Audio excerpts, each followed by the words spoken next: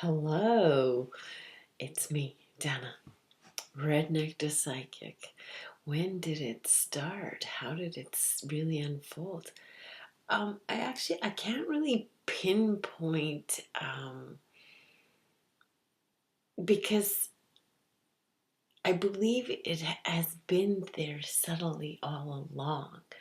Um, I can tell you a very specific moment where uh, I started talking out loud to I don't know what.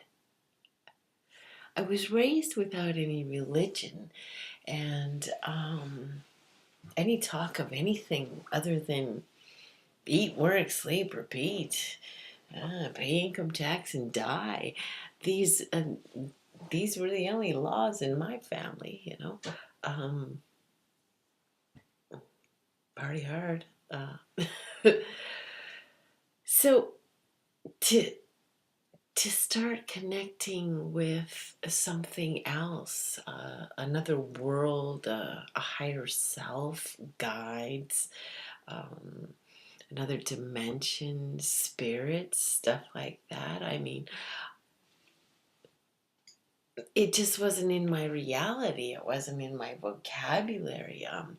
I'd seen maybe some things on some shows where, people talking to a Ouija board or something. I did have a very interesting experience with a Ouija board when I was in high school. Asked the Ouija board for the initials of the man I would marry. And that was, let's see, 7 years before I got married, 8 years before I got married. Um, didn't marry anybody I went to school with, married somebody, from another country, from the U.S. But the initials, I remember thinking about it afterwards, were right, that the Ouija board had given us. Anyways, so if you want to get technical, that would be one of my first experiences of connecting with another dimension, the spirit world. What do you want to call it? Everyone has a different label for it. Some people call it angels, some people call it talking to God, source. When I first started talking, I kind of started saying God, goddess, spirits, angels, guides, beings of the light, here to help me, here on my side. When I start to speak or invite them in, that's what I would say. And sometimes you just kind of get some really loud suggestions or thoughts going on in my head that, they're not mine. Like, I'm going about my day. And then all of a sudden, I've got this thought that I need to, I need to get a poster and a bunch of pens and markers and stuff. And I need to spend a few days alone smoking weed and channeling, spirits into some art. Where'd that come from? But the desire, the idea, the impulse, the need, the want, the have to do that was so strong. And like with the artwork, it was like I was obsessed with drawing and scribbling for weeks. It was like if I had a moment to myself or whatever, I wanted a pen and a piece of paper, and it was just scribbles. It didn't look like anything. And then I needed to do a big one. So when I went out to the dollar store and bought a great big huge poster, size piece of paper, neon orange I bought, and I was house sitting, and I was it was summertime in the backyard, And I got out some marijuana, cannabis, whatever you want to call it, and I I always say I always have a intention when I smoke it, to connect with um, my creative side, a peaceful realm. This time, I it was very sacred, and I specifically asked Leonardo da Vinci to come through into my art, and any other artists of the past that had a desire to introduce themselves or come through into the art. All were welcome. Then I smoked, and then I spent the entire afternoon scribbling and drawing and scribbling and drawing and picking up berries off the ground and putting them on. I started working with gel pens and then kind of smeared, and then it's like, oh, that's kind of neat. I should smear this color with this color. And I just went with everything. And for most of it, I felt like I was watching myself draw. It's like my spirit, my soul, my essence of who I am was kind of getting out of the way, and something else was coming through and using my body to do this creation. Because sometimes it was left-handed, sometimes I was right-handed. I'd be over here for 5 seconds and then jump over here, and then I'd be over here doing something else, and like there was no rhyme or reason to it. But then I'd turn it upside down and flip it around and be carrying on, and it was like watching somebody who was so intent on creating something. But like when it was finished, I mean, it didn't look like anything. But it felt alive. And I knew there was something special about it. I knew it had energy to it. I knew I didn't have the words or the thoughts to describe what it was. I just knew there was something very important about this very large doodle art I had created. So I took it to a friend who is intuitive, has gifts, and is also an artist. And I explained to her, I wasn't sure what to do with this poster, but it had definitely big energy to it, and I wanted her just to, let me know what she thought. So I left it with her. And she said, well, maybe I'm supposed to destroy it for you. And I'm like, I don't know. I'm going to leave it with you. So she called me the next day and she goes, no, I'm not supposed to destroy it. It's important. But I don't know how or what or why. But, it's like there's something in there. And we have to figure out what it is. I'm like, okay, well, at least I don't feel crazy by myself. So she brought it back, and then while she was there, I believe, it's so hard to remember, I believe while she was there, I got my laptop out, and I said I wanted to try something. And I had the thought in my head to get out the Photoshop play whatever thing, recording thing. And it has those different effects. You can look like you're in a fishbowl or riding a roller coaster or whatever. Well, one of the effects is the mirror. And to use that, with this poster. And so then, as I did this, all of a sudden we were seeing these really beautiful images and faces showing up on the screen. And she's like, whoa, whoa, whoa, look at that, stop, stop. Like it was like every, frame there was so much to see.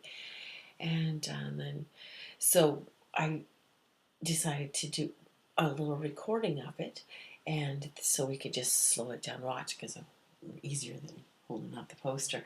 Um, so we're slowing it down, and she's like, stopped at this one frame, and she goes, oh, that's one of those. And then she starts to go into this long description of some spiritual person.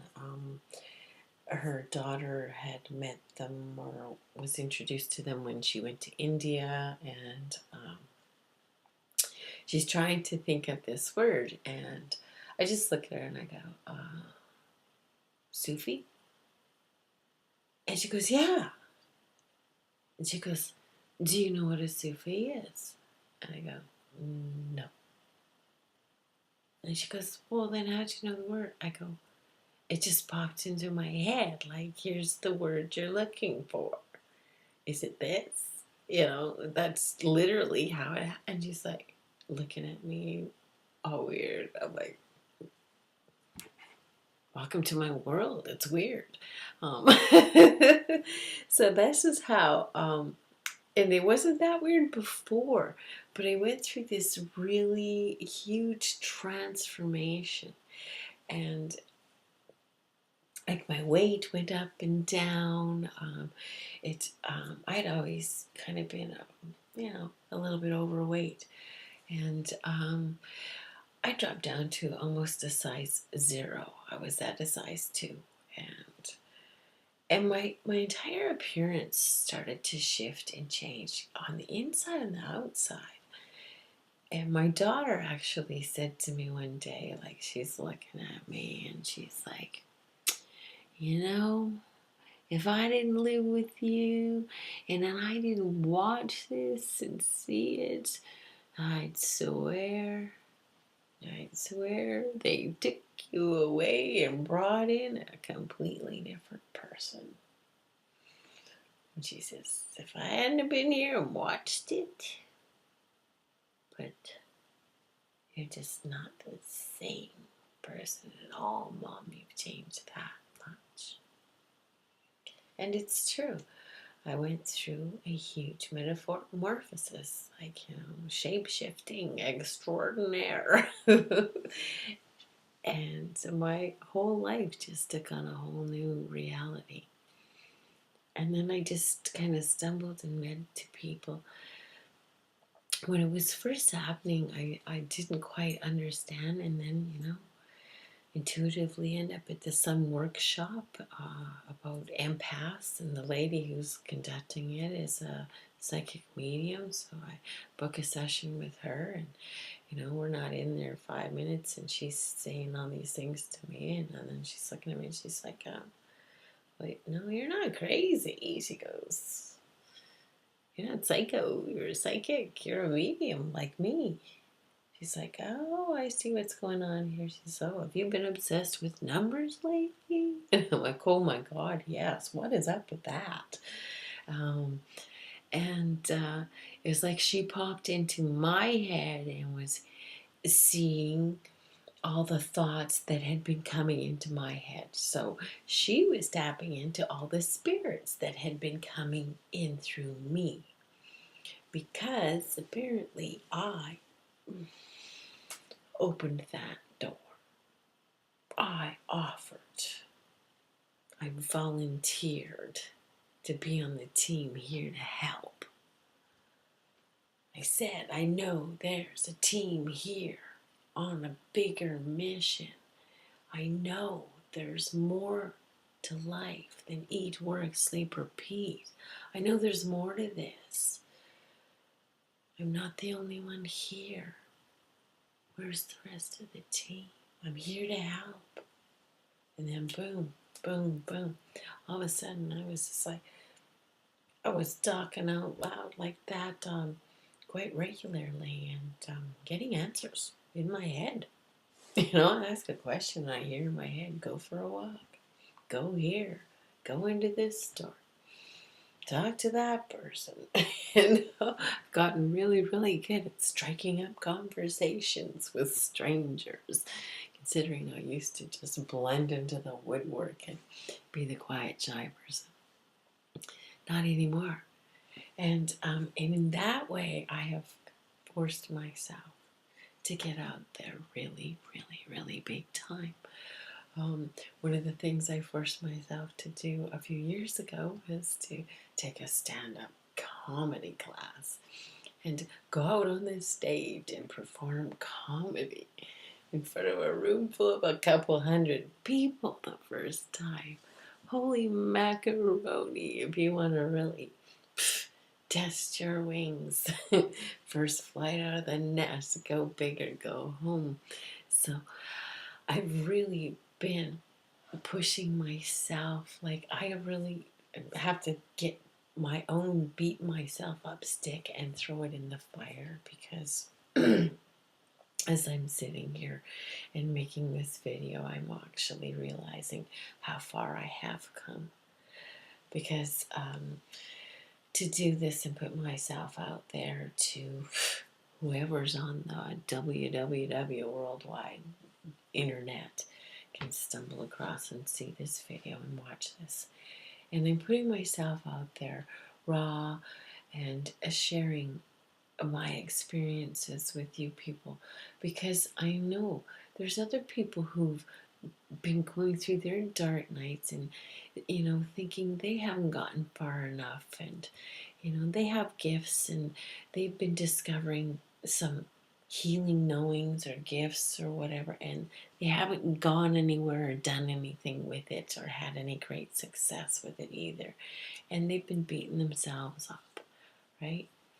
Well, stop beating yourself up, okay? We needed to hibernate. We needed to build our toolkit up. We needed to understand our gifts, and we needed to heal a lot more of the shrapnel scars some of us went through in order to achieve those gifts. And a lot of them needed to be submerged so that we could just remain quietly, safely in the background, building them up in the background, right? Because, hey, you don't go out and build an airport, when you haven't taken your first flight. You don't go making the announcements and, launching the big websites. Probably many of you have, made little steps here, little steps there, little steps here. But you're to complete faith, belief, and knowing in yourself, in your purpose, in your abilities, in your goals, in where the hell you really actually wanted to go. Because you know what? It wasn't even fathomable. It wasn't even imaginable. You honestly didn't even have the skills to imagine that kind of potentially magical, beautiful existence back then. Okay? So that also had to grow. The ability to dream and believe in some pretty cool things has to come into one's reality for one to notice that there is some pretty weird, cool, amazing things happening and going on that you too can tune into, become aware of. It's very subtle. It's very quaint. It just feels like an imaginary whisper in your head. Little touch on the arm. Sometimes you get the shivers and the thought of somebody or someone pops into your head that you haven't thought of in a long time. Or you have an image of something strange in your head, and it's just strange. It's just strange. It doesn't fit. You're like, I don't get this. And then you say it out loud, and poof, all of a sudden what you said, poof, resonates with somebody else. And they're going, what did you say? What did you say? Yeah, because the spirit world goes, hey, this one's on. Here's a cell phone. Cell phone tower on. Satellite receiver. Channel open. Open channel. Send the message to her. Yeah. Send it in. Send it in. All right. She's received it. She's received it. She's received it. Will she send it? Will she send? Will she send? Will she send? Got this strange thought in my head. Got this strange. Gotta send it out. Gotta send it out. It's not mine. It's not mine. It's not mine. This is not my message. I need to spit it out. I know this sounds strange, but I keep seeing this golf shirt, smoky blue golf shirt and tan pants. Was one of the first bizarre messages I had coming through that I had to. I was receiving it. I was receiving it. I was receiving it. I'm in the middle of a tarot card reading with a woman. One of the first ones I did publicly, a little bit nervous. And while I'm doing it with her, and I'm really kind of wondering if I'm really as good as I thought that I was, and having a little bit of self-doubt. But no, things are going, oh man, I can't get rid of this golf shirt and these tan pants picture in my head. It's like flashing. So I gotta spit it out. I have to send. I am receiving a weird message. It's not for me. Must belong to somebody else. Spit it out. I said to the lady, I'm sorry. It's hard for me to focus. I just gotta say this. I keep seeing this golf shirt and these pants. And as soon as I said it, it was like they got louder. But as I said it, they got louder, and I looked up. The lady across from me is crying. And she's going, oh, that was my favorite outfit that he wore. He's so handsome when he wore that outfit. He knows that was my favorite. And as she said that, it's like, well, he's here. That had never happened to me before. It was just so clear. The man in the golf shirt and the pants was there. Like, whoa, he is here. He is here. And all the beautiful messages he had for his wife. It was so beautiful. It was a privilege. It was a privilege to share that with her. I get teary when I think about it. Because it was one of the first and so vividly clear, and the evidence that came through that this is who it was so clear for her. Because right after the outfit, that I told her, I says, oh, well, you know, he's with you all the time. You talk to him quite often. He wants you to know he's there. He's listening. He hears you, which brought more tears. And then two very strange names. They were male names, but they were strange. They were strange to me. And I said them out loud. And I go, who are these? Because it was like the golf shirt and the pants in my head. It was like loud in my head, the thoughts of these names. I'm like, and who is this? You know, I don't remember. We'll just say Frank and Bernie, and for an example. And she's just like, more, she's like, oh, that was, you know, that's his two best friends. You know, we used to all hang out together and do blah, blah. And I'm like, well, you need to go and have tea with Frank and Bernie. And she's like, well, they're married. And I'm like, I didn't say have an affair with them. I said go and have tea. And and then I remember the last part of the reading was I reached across and I held her hand and I said to her, you're so much more stronger and powerful than you believe and than you know you are. And she said, that's the last thing he said to me before he passed. It was an honor to be the postman to be the channel, to be the one who got to deliver the message for her to hear.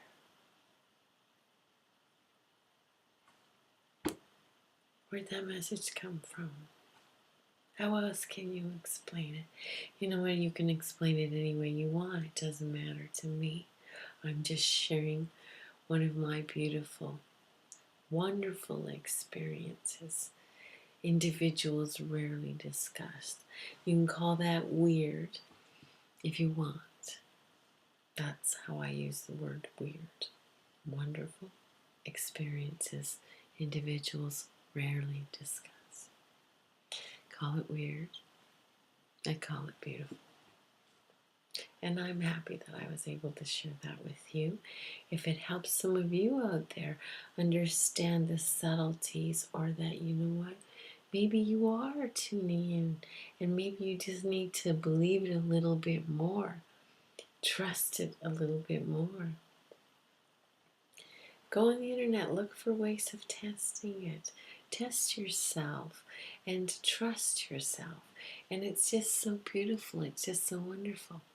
Go get some cards or something. You don't even have to do that. Just offer to do a reading for somebody.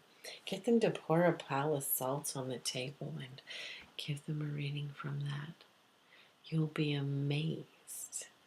Amazed how accurate you'll be.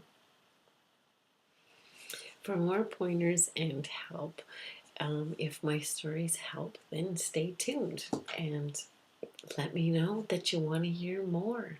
Let me know if this is helping you by hearing my stories of my experiences that have helped me open up my gifts on my journey. I love to share if it's helping someone out there. So, thanks to all of you who are subscribed. Thanks to all of you for sharing my videos. And thanks to all of you for the personal messages and getting in touch with me and asking for readings. Smiles to you. I hope this resonates. I hope it helps. And good luck on illuminating your journey. It's me.